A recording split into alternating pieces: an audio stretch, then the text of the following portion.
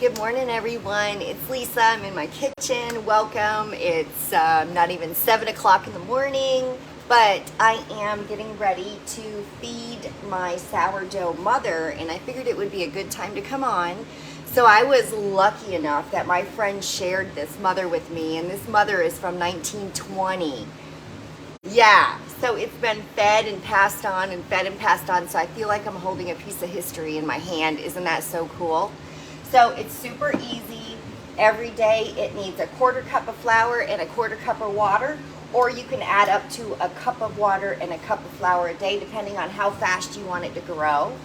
So I'm going to take my quarter cup of flour, and I'm not going to measure. I'm just going to toss it in, and I want this batter to be like a pancake batter but a little bit runny. So I add in the flour first, and then I'm going to add in the water, and then I'm just going to stir it up. Now this is a cool little container that I got from Buc-ee's, right? Buc-ee's isn't just about brisket or gas, so it was really cool. It has this breathable top, which you can see right through it, so it's been working really well, and it's so cute sitting on my counter. So now I'm just going to mix up my flour and my water. And like I said, I can add up to a cup a day. Yesterday I did add in I added it 2 times. I did a fourth a cup of water twice and a fourth a cup of flour. And I just did it at 2 different times. Stirred it up really well. And then I put the cover on it and let it sit. Now you never want to put the lid on. You always want a breathable cloth because you want to make sure that your mother can breathe. So it's fermenting. Isn't that amazing? Does anybody else love sourdough bread? Have you ever made it? Have you ever been feeding a mother like I am?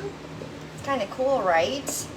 A little piece of history here from 1920 in my hands. Amazing how somebody created this mother, and then it's just been kept alive and passed on and passed on. So I can get this jar full, and if I'm not ready to bake, I can put it in the fridge and let it sit, and then take it out and for a couple of hours until it comes to room temperature, and then take out my mixture that I need. So there it goes. It's a very loose batter, loose consistency. Mix it all up really good, and then I'm going to put my cover back on the top, and then it's going to sit there, and then I'll probably add another quarter cup of flour and a quarter cup of water in today, just to give it another little bit of a love. And then this goes right on the top, and it's going to sit right here on my counter. Isn't that just the cutest thing ever? And then you can, if you're making your own starter, this is the gauge that you use. So you can see it might have been there yesterday, and I haven't really pulled it up, but I know that it is increasing, and you can pull it up to where it is right now, and then I'll be able to see how much further it's going up, and you'll see the bubbles. It'll start to get bubbles in here throughout the day. So it's really, really cool. So I hope everybody's having a wonderful day. Shout out below and tell me, have you ever made sourdough bread? Do you have any hints or clues or something I should do or not do? So I'm exploring this bread baking avenue because we know there's so much preservatives in our bread that we get.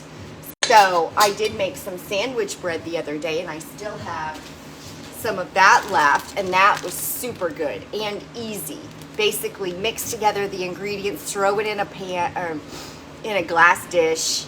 I let it sit for 2 hours, poured it out into the buttered loaf pan, let it sit for another hour, and baked it for 45 minutes, and it was amazing.